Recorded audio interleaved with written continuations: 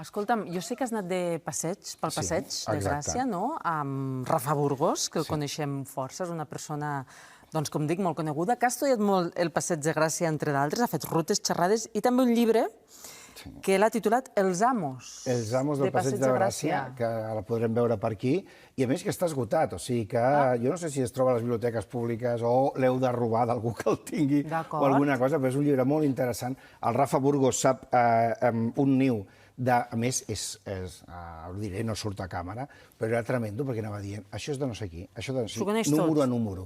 I estava dient qui era el propietari de cada una de les finques del Passeig de Gràcia. Ho sap absolutament tot del Passeig de Gràcia i ens explica una mica per què és el carrer més car. Anem a escoltar-lo.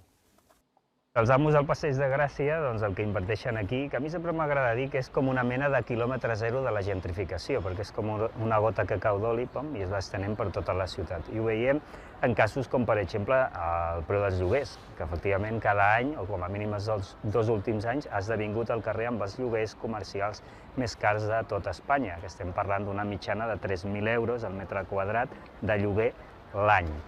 Això seria el lloguer de locals comercials, diguéssim, però després està la part residencial, que són els pisos, que també s'ha superat el rècord de l'apartament o dúplex més cars de tot Espanya, que es troba a la torre que gestiona el Mandarín Oriental, el creuament entre la Diagonal i el Passeig de Gràcia, que s'ha venut per més de 40 milions d'euros. En el cas, per exemple, que comentàvem d'aquesta torre d'apartaments que ha superat tots els rècords, el dúplex de més de 40 milions d'euros, més o menys la meitat de la gent que ha comprat pisos és també gent, diguéssim, local, sigui per invertir o sigui per viure. Clar, i per tot això que explica Rafa Burgos, és el carrer, la via més cara. Catalans, estem veient Chanel, Prada, Louis Vuitton. Clar, al final Vinson, hosti, no, és una cosa com que ha quedat una mica com pobra de nosaltres. El record. Pobre record. I si no, mireu el que paguen les grans marques.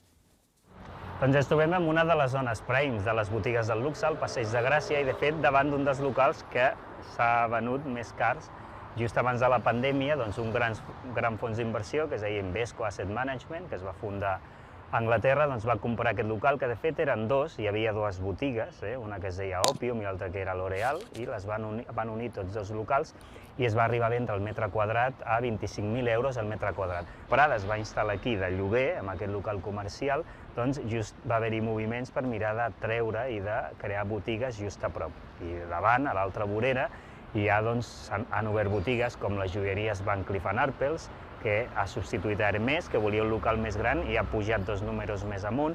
També va obrir Versace, també tenim aquí al costat Carolina Herrera, Fendi, i just una miqueta més a baix, d'on ens trobem, que hi ha el local de Prada, en aquesta banda, hi ha també d'altres joieries, com Cartier i Suárez. I fixeu-vos perquè Cartier, la joieria Cartier, a cop de talonari també va fer fora a l'anterior ocupant, que era Louis Vuitton. Sí, m'estàs dient que al final Prada ha fet com un efecte crida. Home, sabeu allò del Monopoly? Sí. Doncs això, cada botiga crida que l'altra posi al costat una més cara encara, que arriba una més cara que compra l'altra, i s'estan donant cops de colze entre multimilionaris. Per això deia que abans de Vinson, mira, fixa't com creix, que és el carrer que creix més de tota Europa. És un lloc on els grans inversors saben que el preu no baixarà mai, perquè és el rovell de l'ou. I ells ho saben molt bé, i segons les últimes estadístiques que en parlàvem abans, allò de 3.000 euros al metre quadrat de lloguer l'any, doncs és, de fet, un dels carrers que més ha pujat, en concret un 9% respecte a l'any anterior, quan d'altres carrers del luxe acostumen a pujar un 4-5%, i en canvi el Passeig de Gràcia s'ha enfilat fins a un 9%.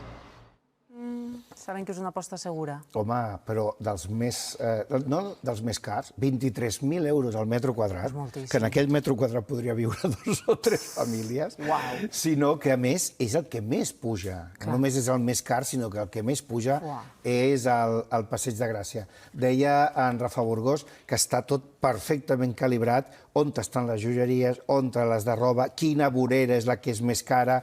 A partir de Gran Via cap a baix es roba una mica més de pobres, hi ha el Zara, hi ha aquestes coses, però a partir entre Jardinets i Gran Via és allà on hi ha la disputa i que està tot calculadíssim també, els apartaments de luxe.